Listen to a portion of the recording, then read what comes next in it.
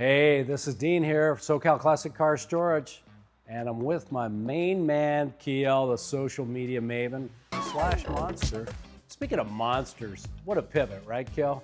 Here we are with a Mustang GT350, which is quite enough all by itself, but if you look inside this door, you see that this bad boy has been super snaked by the factory. Who doesn't want that, right?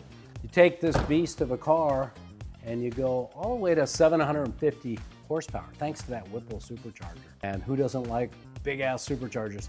Now it does beg the question, how the hell are you gonna get on the street with 750 horsepower and not wrap it around a pole, Kiel? It's gonna be hard. Yeah. Now nobody wants to be that Mustang guy that goes viral for stepping on the gas, coming out of the car show and wrapping it around a pole, hitting another car. I mean, nobody wants to be that guy. Don't you think that that's such a stereotype now that whenever you see a Mustang, you just assume there's a bad driver behind it?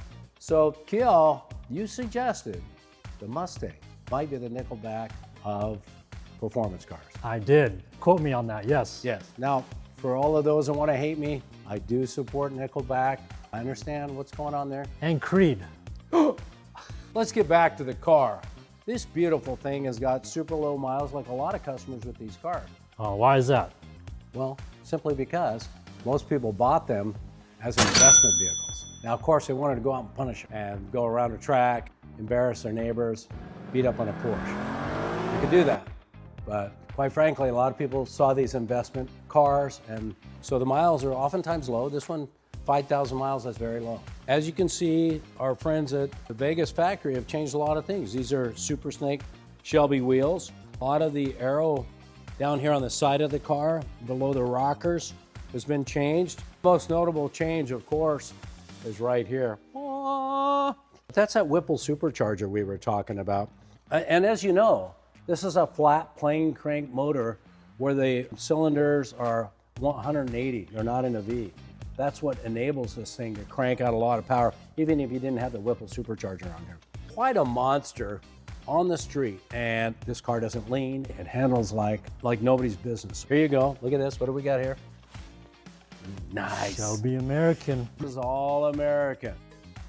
Hey, so beautiful on the rear end of this car. I love these scallop taillights they did in that particular generation of Mustang. Super clean back here, real tidy. We do have a functional diffuser for high-speed runs for performance, not cosmetic. The front of this car, to me, just exudes performance, athleticism, and just looks like a brute, right? It's so nice to see what they've done. You know, a legacy brand, Ford Mustang.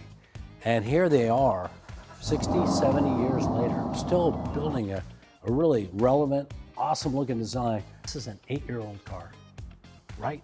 Staggering, putting out 750.